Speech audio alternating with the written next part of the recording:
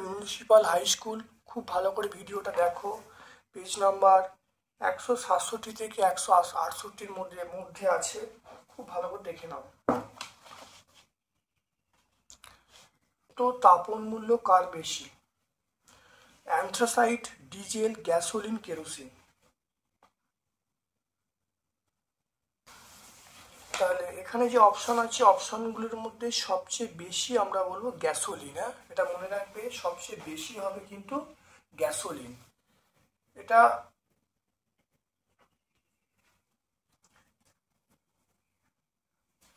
তাহলে এরপর চলে এসো চার্লসের সূত্র অনুসারে ভিটি লেখচিত্রটি তাপমাত্রা অক্ষের সঙ্গে যে উষ্ণতায় মিলিত হয় সেটা আমরা বলবো -273 ডিগ্রি সেন্টিগ্রেড। অপশন ডি বলবো। রাস্তার আলোর প্রতিফলক হিসাবে আমরা কোন দর্পণ ব্যবহার করি? উত্তল বলবো। হ্যাঁ, রাস্তায় আলোর প্রতিফলক হিসাবে যদি বলা হয় তাহলে আমরা এখানে কি বলবো? এটা আমরা উত্তল বলবো। হ্যাঁ, শূন্য মাধ্যমে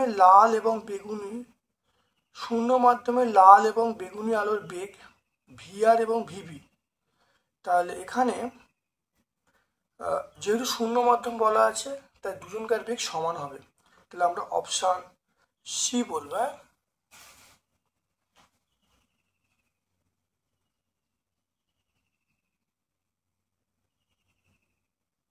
ওয়ান 1.6-এ চলে এসো।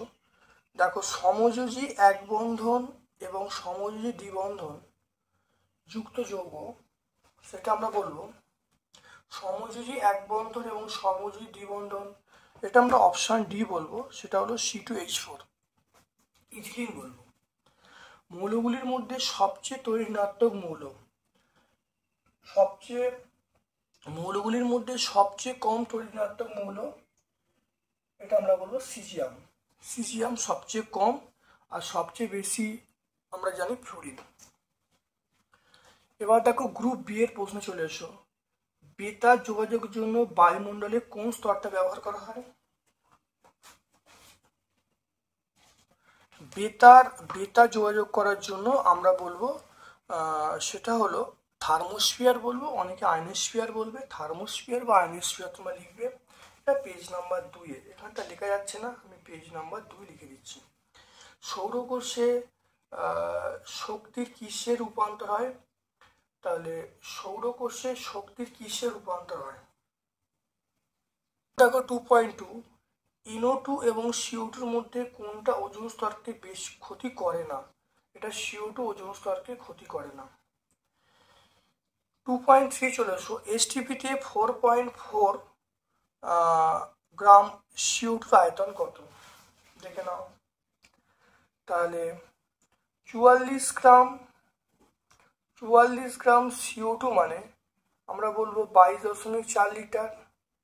1 গ্রাম CO2 মানে 22.4 বাই 44, আর এখানে আমরা বলবো 4.4 গ্রাম CO2 মানে 22.4 ইন্টু 4.4 বাই 44। তাহলে 22.4 ইন্টু 44 বাই 44 ইন্টু 10, এটা কাটাকুটি হলো, তাহলে 2.24 লিটার। তাহলে অ্যান্সার পেয়ে গেলাম 2.24 লিটার। দেখতে পেলে?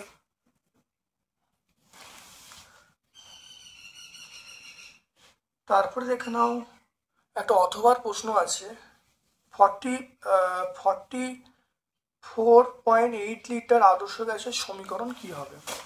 নিয়ম হলো m সমান, দেখো যেটা দেয়া আছে তাহলে 22.4। দেখে নাও, মোল সংখ্যা মানে 22.4 মানে 1 মোল, 22.4 মানে 1 মোল, একে কত, আর যেটা দেয়া আছে এটা, তাহলে সেটাকে আমি এরকমভাবে লিখি, তাহলে m সমান 44.8 বাই 22.4।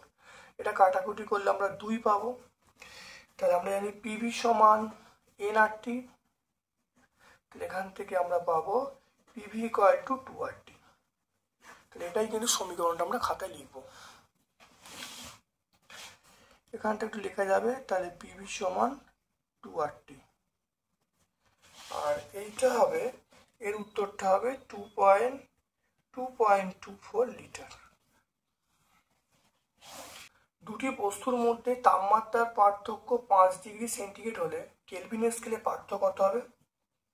5 কেলভিন হবে। ঘনমাধ্যম থেকে লঘু মাধ্যমে আলোরশ্মি প্রতিসরণের রেখাচিত্র আঁকতে বলছে। ঘনমাধ্যম থেকে আলোকরশ্মি লঘু মাধ্যম রেখাচিত্র আমরা এই ছবিটা আঁকবো। তাহলে পেজ নাম্বার 42 পেয়ে যাব। উত্তল লেন্স দ্বারা অসৎবিম্ব গঠন করলে রৈখিক বিবর্ধন কত হবে? এখানে উত্তল লেন্স দ্বারা অসৎবিম্ব গঠন হলে, তাহলে এটা হলো উত্তল লেন্স দ্বারা অসৎবিম্ব গঠন হচ্ছে, তাহলে রৈখিক বিবর্ধন দেখো অনেক বেশি বিবর্ধিত হচ্ছে। তাহলে আমরা এখানে বলবো রৈখিক বিবর্ধন মান 1-এর থেকে অনেক বেশি হবে, 1-এর থেকে অনেক বেশি। তাহলে আমরা বলবো 1-এর থেকে অনেক বেশি। এটা কি বলবো? 1-এর থেকে অনেক বেশি হবে, কারণ অতিমাত্রায় বিবর্ধিত হবে, অতিমাত্রায় বিবর্ধিত হওয়া মানে কি 1-এর থেকে অনেক বেশি হবে। পরম প্রতিসরাঙ্কের মান 1-এর থেকে বেশি হয় কেন? দেখেন অথবা প্রশ্ন 2.6 এর অথবা 2.6 এর অথবা চলে এসো। দেখো আমরা জানি মিউ সমান সি বাই ভি, সি এর মানটা ভি এর থেকে বড় হয়, তাহলে মিউ এর মানটা 1-এর থেকে বড় হয়, কারণ সি মানে শূন্য মাধ্যমে আলোর বেগ, সি মানে শূন্য মাধ্যমে আলোর বেগ, আর ভি মানে কোনো একটা মাধ্যমে বেগ, তাহলে এই মানটা বেশি হয়, তাহলে মিউ এর মানটা অবশ্যই 1-এর থেকে বেশি হবে। তারপর দেখে না, মায়োপিয়া দূর করার জন্য কোন ধরনের লেন্স ব্যবহার করা হয়? দূর করার জন্য আমরা উপযুক্ত ফোকাস দৈর্ঘ্যের অবতল লেন্স ব্যবহার করব। এটা আমরা বলবো পেজ নাম্বার 54 আমরা পেয়ে যাব। তারপরে Na কে এই যৌগগুলোকে পারমাণবিক আকার অনুসারে সাজালে প্রথমে এলআই হবে, তারপরে Na, তারপরে কে, প্রথমে এলআই, তারপরে Na, তারপরে কে। এরপর দেখো এমজিও যৌগটা এমজিও যৌগে ম্যাগনেসিয়াম গঠনের সময় কটা ইলেকট্রন ত্যাগ করবে? এটা 2টো ইলেকট্রন ত্যাগ করবে। ওই আগে যেটা ছিল এমও ছিল, সেই একই উত্তর ছিল। দেখো প্রথম স্কুলটা এমও ছিল, এখানে এমজিও আছে, এখানে উত্তর কিন্তু দুটো হবে, 2টো ইলেকট্রন ত্যাগ করবে। তারপরে ড্যাশ যৌগগুলো ধ্রুবীয় দাবকে দাব্য, এটা আমরা আয়নীয় যৌগগুলো ধ্রুবীয় দাবকে দাব্য। চলে এসো এরপরে গ্রুপ সি এর প্রশ্নে। দেখো গ্রুপ সি এর প্রশ্নে চলে এসো। দেখো 3-এর দাগের 1-এরটা, স্থিতিশীল উন্নয়ন কাকে বলে? স্থিতিশীল উন্নয়নের জন্য বায়ু শক্তি ব্যবহার করা হয় কেন? দেখে নাও, স্থিতিশীল উন্নয়ন অর্থাৎ ভবিষ্যৎ প্রজন্মের কথা মাথায় রেখে প্রাকৃতিক সম্পদকে সম্পূর্ণরূপে নিঃশেষ না করে যদি মানবজাতি উন্নয়নের কাজে সুনিয়ন্ত্রিত উপায়ে মানব সম্পদে আরোহণ এবং ব্যবহার করা হয়, তাকে আমরা স্থিতিশীল উন্নয়ন বলবো। দেখে নাও ভালো করে। তাহলে স্থিতিশীল উন্নয়নের জন্য আমরা বায়ু শক্তি কেন ব্যবহার করব? কারণ বায়ু শক্তি পরিবেশ দূষণ ঘটাবে না, এটা পরিবেশ বান্ধব শক্তি, তাহলে এই জন্য ব্যবহার করবো। তাহলে এটা হয়ে গেল, তাহলে এটা পরিবেশ বান্ধব শক্তি, পরিবেশে কোনো দূষণ ঘটাবে না। তারপর 3.2 চলে এসো। 3.2 25 সেন্টিগ্রেড তাপমাত্রায় 176 টর চাপে একটি গ্যাসের আয়তন 250 ml হলো। একই উষ্ণতায় কত চাপে গ্যাসের আয়তন 200 ml হবে? দেখে নাও।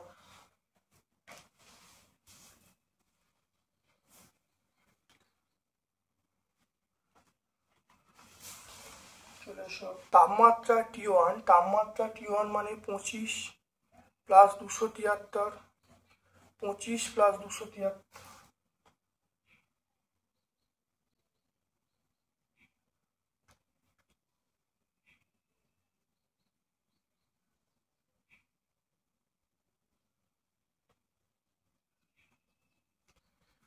এটা আমরা বলবো T1 এর মান বলবো 298 কেলভিন T1 এর মান। এবার দেখে নাও P1 এর মান। P1 এর মান দেওয়া আছে 745 টর, 745 টর। V1 দেওয়া আছে, V1 দেওয়া আছে 250 ml। এবারে P2 র মানটা চাইছে, আর এখানে দেওয়া আছে V2 র মান। V2 র মান দেওয়া আছে 200 ml। দেখে নাও, এটা হলো T1 মানে স্থির উষ্ণতা, মানে এখানে বয়স সূত্র প্রয়োগ করা যাবে। এটা P1 দেখো, এটাকে P1 লিখেছি, দেখো এটা P1, দেখে নাও এটা P1 লিখেছি, এটা V1, তাহলে এটা এটা এটা দেখো P1, এটা V1, P2 চাইছে, এটা V2। এবার দেখো মানগুলো বসাচ্ছি। এবার দেখো আমরা জানি যে তাপমাত্রা কনস্ট্যান্ট, তাহলে আমরা জানি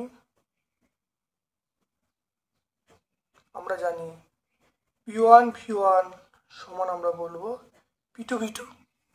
তাহলে P1 V1 সমান P2 V2।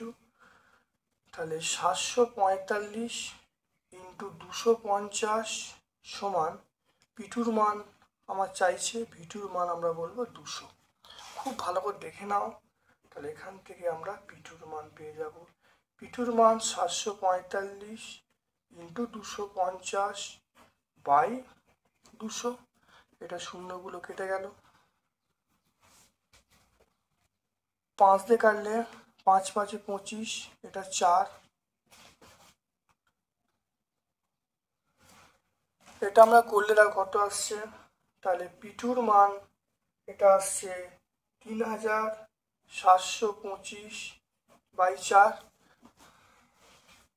931.25।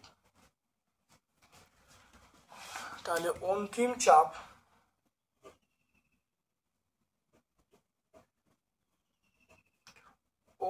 চাপ এটা হলো 931.25, এটা হবে টর।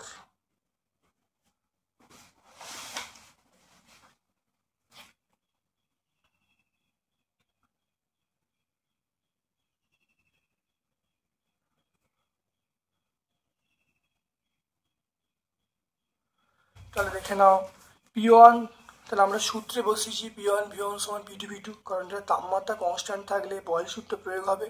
তাহলে P1 V1 সমান P2 V2। প্রত্যেকে দেখো মানগুলো বসিয়েছি, P2 র মান পেয়ে গেলাম। P2 র মান দেখো 3725 বাই 4 মানে 931.225, অর্থাৎ অন্তিম চাপ হলো 931.25 টর।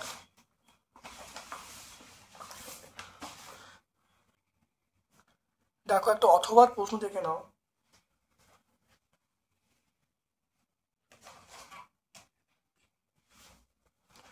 দেখো অথবা প্রশ্ন দেখে নাও, নির্দিষ্ট পরিমাণ গ্যাসকে 0 সেন্টিগ্রেড তাপমাত্রা থেকে উত্তপ্ত করা হলো। যদি চাপ ও আয়তন উভয়ই দ্বিগুণ করা হয়, তাহলে চূড়ান্ত উষ্ণতা কত হবে? দেখে নাও, গ্যাসের প্রাথমিক চাপ আমরা P1 বলবো, প্রাথমিক আয়তন V1 বলবো, প্রাথমিক পরম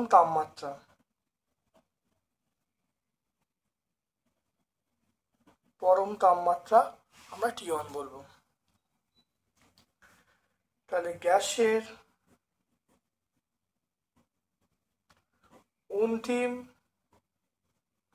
অন্তিম চাপ এটা P2, গ্যাসের অন্তিম আয়তন এটা V2, আর অন্তিম পরম তাপমাত্রা এটা বলবো T2। তাহলে P2 র মানটা, চাপ দেখো দ্বিগুণ করছে, তাই 2P1, আয়তন দেখো দ্বিগুণ করছে, প্রাথমিক আয়তনের দ্বিগুণ, তাহলে 2V1, এটা আমরা চাইছি। দেখে নাও, আমরা জানি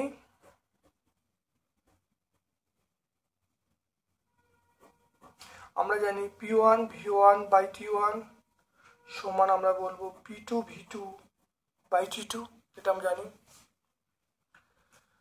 তাহলে দেখো লিখছি T1 এর মান বলা আছে সেটা 0°C। 0°C মানে আমরা বলবো 273 কেলভিন। 0°C মানে 273 কেলভিন। তাহলে P1 V1 বাই 273, এটা দেখো 2P1, এটা দেখো 2V1, এটা দেখো T2। এখান থেকে দেখে নাও, তাহলে P1 V1 বাই 273, এটা 4 into P1 V1 by T2, এটা ক্যান্সেল হয়ে গেল। তাহলে T2 সমান আমরা পেয়ে যাব 273 ইন্টু 4। এটার মানটা আসবে দেখো 1092 আসবে। তাহলে অন্তিম তাপমাত্রা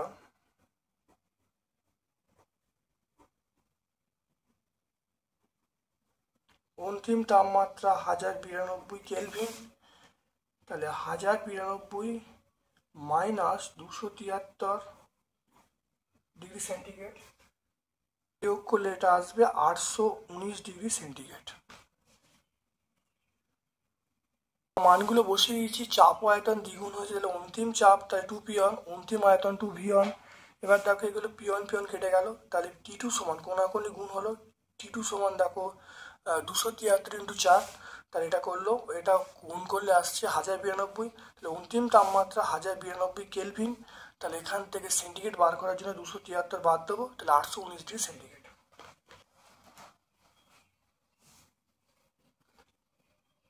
দেখে নাও। এরপরে দেখো চলে আসছি 3.3। দেখো অবতল লেন্স দ্বারা অসৎ এবং অবশিষ্ট প্রতিবিম্ব গঠন চিত্র আঁকতে বলছে। অবতল লেন্স দ্বারা, অবতল দর্পণ দ্বারা এই ছবিটা আমরা এঁকে দেবো। এই ছবিটা আঁকলে দেখো অবতল দর্পণ দ্বারা অসৎ বিম্ব গঠনের চিত্র। এটা আমরা পেজ নাম্বার 40-এ পেয়ে যাব। পেজ নাম্বার 40-এ উত্তল দর্পণের ক্ষেত্রে বক্র ব্যাসার্ধ ফোকাস দৈর্ঘ্যের মধ্যে সম্পর্ক প্রতিষ্ঠা করতে বলছে। দেখে নাও, এটা উত্তল দর্পণ। দেখে নাও উত্তল দর্পণের ক্ষেত্রে কত, দেখে নাও এই প্রমাণটা 40 পেজে পেয়ে যাবো, পেজ নাম্বার 40।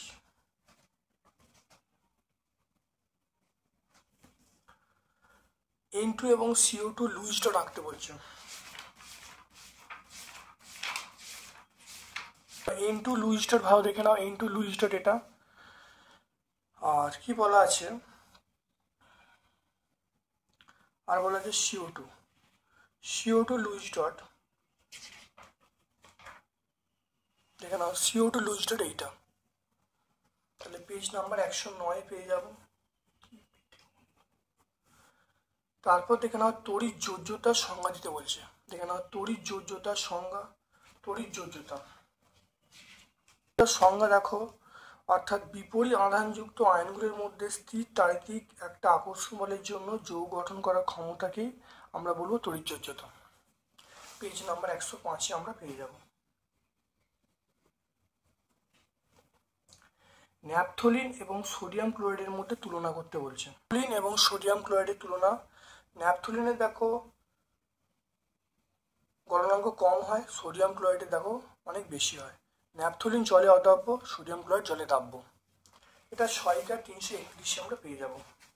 সহায়িকার এখানে সি মৌলটা, এখানে কোন মৌলটা ধাতু? সি মৌলটা ধাতু, কারণ এটা হলো সি মৌলটা 1 নম্বর পর্যায়ে অবস্থিত। তাহলে সি মৌলটা আমরা বলবো ধাতু, এটা 1 নম্বর পর্যায়ে অবস্থিত। আর এ মৌলটা হলো অধাতু, এটা হলো আমরা বলবো অধাতু, এটা 17 নম্বর। এটা হলো ধাতু, সি মৌলটা হলো ধাতু, এ মৌলটা হলো অধাতু। আর এদের বলা আছে, দেখে নাও মৌলটা অধাতু আর সি মৌলটা হলো ধাতু। সি মৌলটা 1 নম্বর শ্রেণীতে অবস্থান করছে। আর এবার আমরা চলে আসবো, সেটা হলো প্রত্যেকের যোজ্যতা কত, 3টি মৌলের যোজ্যতা কত। 3টি মৌলের যোজ্যতা, আচ্ছা প্রথমে দেখো A B C. A মৌলটা C মৌলের যোজ্যতা 1, বি মৌলের যোজ্যতা 0 আর এ মৌলের যোজ্যতা 1। তাহলে আমরা বলবো এ মৌলের যোজ্যতা 1, বি মৌলের যোজ্যতা 0, সি মৌলের যোজ্যতা 1। দেখে নাও ভালো করে। চলে এসো গ্রুপ ডি এর প্রশ্নে চলে এসো। দেখো গ্রুপ ডি এর প্রশ্ন, আদর্শ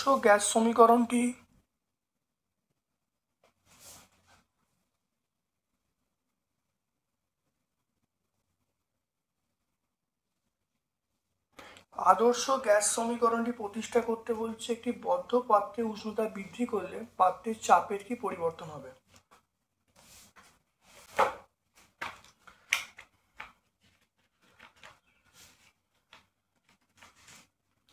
দেখে নাও, গ্যাসের চাপ পি, গ্যাসের আয়তন ভি, পরম তাপমাত্রা টি, বয়েল সূত্র অনুসারে আমরা লিখবো V proportional by P, Charles সূত্র অনুসারে লিখবো ভি প্রপোর্শনাল টি, তাহলে এবং আমরা অ্যাভোগাড্রো সূত্র অনুসারে লিখবো ভি প্রপোর্শনাল এন।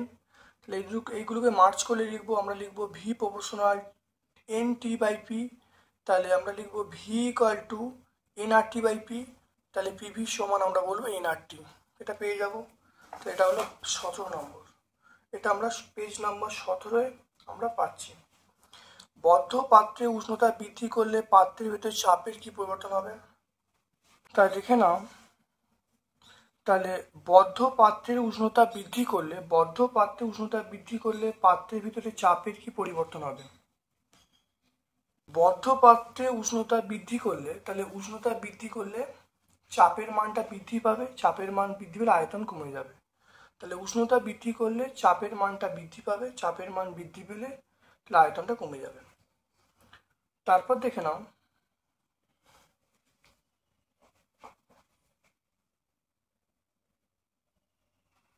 তাহলে দেখে নাও বদ্ধ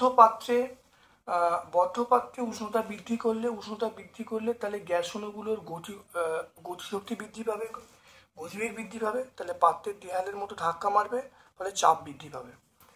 এবার চলে এসো অথবা প্রশ্নে, 8 গ্রাম গ্যাসের আয়তন বলা আছে 2 লিটার, মোলার ভর কত হয় বার করতে বলছে।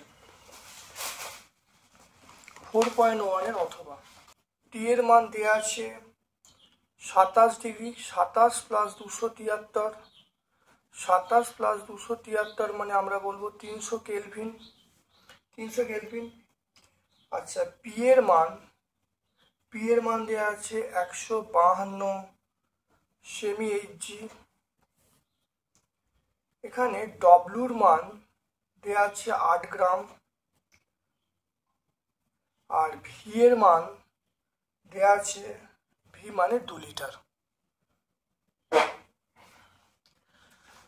তাহলে এইটাকে আমরা 52 সেমি এইচজি, এটাকে আমরা 76 দিয়ে ভাগ করে দেবো। 76 দিয়ে ভাগ করলে আমরা এটিএম পেয়ে যাব। 152কে 76 দিয়ে ভাগ করলে আমরা এটিএম পেয়ে যাব। এবারে দেখো এম মানে, এমটা চাইছে, মোলার ভরটা চাইছে। তাহলে পিভি সমান ডব্লু বাই এম আরটি, আর এর মানটা 0.082 মোল ইনভার্স লিটার। দেখো এটা আমরা লিখবো। তাহলে এখান থেকে দেখো আমরা কার মান বার করব, এম এর মান বার করব। তাহলে এখান থেকে আমরা এম এর মান দেখো বার করছি, এম সমান আমরা বলবো W R T by PV, বা এম ডব্লুর মান দেখো 8, আর এর মান 0.082, টি এর মান আমরা 300 বলবো, বাই পি এর মান আমরা বলবো 152 বাই 76 ইন্টু এটা ভি এর মান আমরা বলবো 2 লিটার, 2 বলবো। তা দেখে নাও, তাহলে এম সমান তাহলে 8 ইন্টু 0.082 ইন্টু 300 বাই 152 ইন্টু 2, আর এখানে একটা 76 আছে।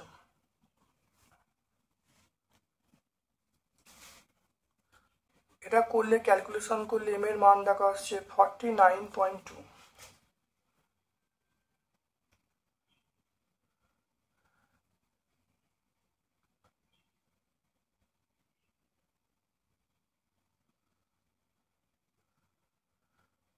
মোলার ভর, অতএব মোলার ভর 49.2 গ্রাম পার মোল। তাহলে পিভি সমান এনআরটি, এর জায়গায় ডব্লিউ/এম বসানো হলো, এম এর মান পেয়ে গেলাম। তাহলে এখানে মানগুলো বসিয়ে দিলাম, বসিয়ে দেখো 49.2 অ্যান্সার পেয়ে গেলাম।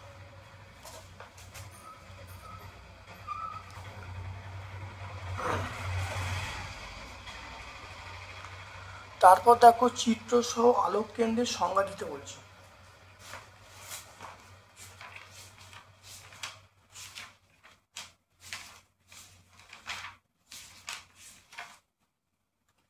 দেখো আলোক কেন্দ্রের সংজ্ঞা দেখে নাও। লেন্সের একটি তলে আলোকরশ্মি আপাতিত হয়ে প্রতিসরণের পর বিপরীত তল থেকে আপাতিত রশ্মির সমান্তরাল নির্গত হলে রশ্মিটি প্রধান অক্ষকে যে বিন্দুতে ছেদ করে তাকে আলোক কেন্দ্র বলে। এটা পেজ নাম্বার 42 আমরা পাবো। উত্তল লেন্সে প্রতিবিম্বের বিবর্ধন 1 হলে বস্তু দূরত্ব কত হবে? এটা প্রতিবিম্ব 1 হলে বস্তু দূরত্ব আমরা বলবো আর বা 2f বলবো। বস্তু দূরত্ব বিবর্ধন 1 মানে বস্তু দূরত্ব আর মানে বক্রতা কেন্দ্রে রাখা হচ্ছে। তারপর দেখে নাও সমান্তরাল কাঁচফলকে আলোরশ্মি প্রতিসরণের পর আলোরশ্মির চ্যুতি হয় না, প্রমাণ করো। এই প্রমাণটি করে দিই আমরা। বিগত দিনে আমরা এটা ব্যাখ্যা করেছি, এই ছবিটা আঁকবে, এই প্রমাণটা করে দেবে। চ্যুতি হয় না, রশ্মিটা সমান্তরালে অবশ্যই নির্গত হয়। তাহলে পেজ নাম্বার 45 আমরা পেয়ে যাব। এটা আগে আমরা করেছি। সুস্থ চোখে দূরবিন্দু দূরত্ব কত? এটা আমরা অসীম বলবো, অসীম। পরিষ্কার আকাশ নীল দেখায় কেন?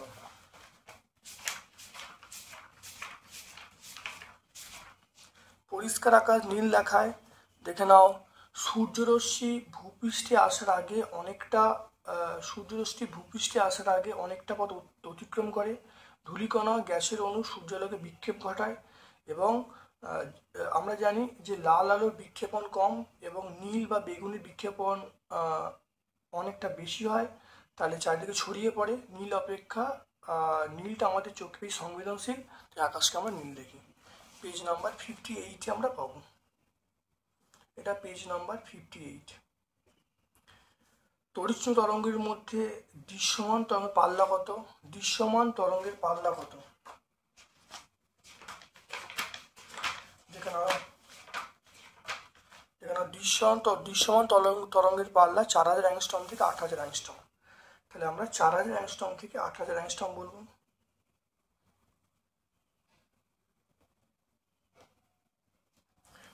পর্যায় সারণীর তৃতীয় পর্যায়ে একটি মৌল এম ক্লোরিনের সঙ্গে বিক্রিয়া করে MCl3 সৃষ্টি করলো। তাহলে এম মৌলটা পর্যায় সারণী কোথায় অবস্থান করে? এমটা ধাতু না অধাতু? দেখে নাও। এবং এম এর অক্সাইডের সংকেত কি? দেখে নাও।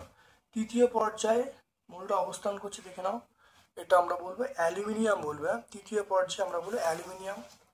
তাহলে আমরা কি বলবো? তৃতীয় পর্যায়ে এমটা হলো অ্যালুমিনিয়াম।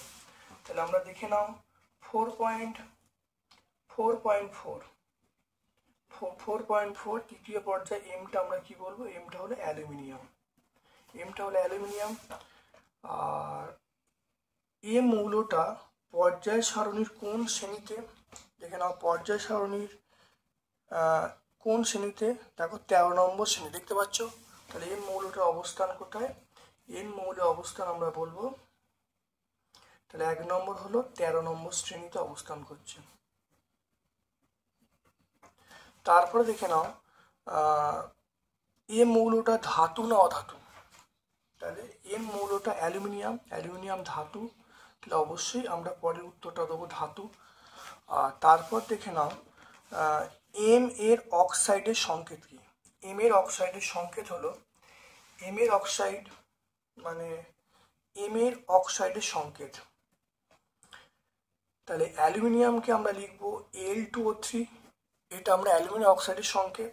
তাহলে এখানে আমরা কি লিখবো, M2O3, এম সংকেত হলো M2O3, দেখে নাও।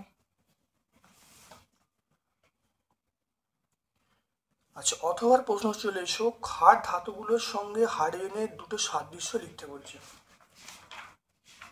দেখে নাও, ক্ষার ধাতুর সঙ্গে হাইড্রোজেনের সাদৃশ্য, 1 নম্বর হলো হাইড্রোজেন হলো একযোজী ধনাত্মক মৌল, আর নাম্বার 2 হলো একটি ইলেকট্রন বর্জন করে ক্যাটায়ন গঠন করে, নাম্বার 3 হলো ক্ষার ধাতুর মতো বিজারণ ধরা বর্তমান।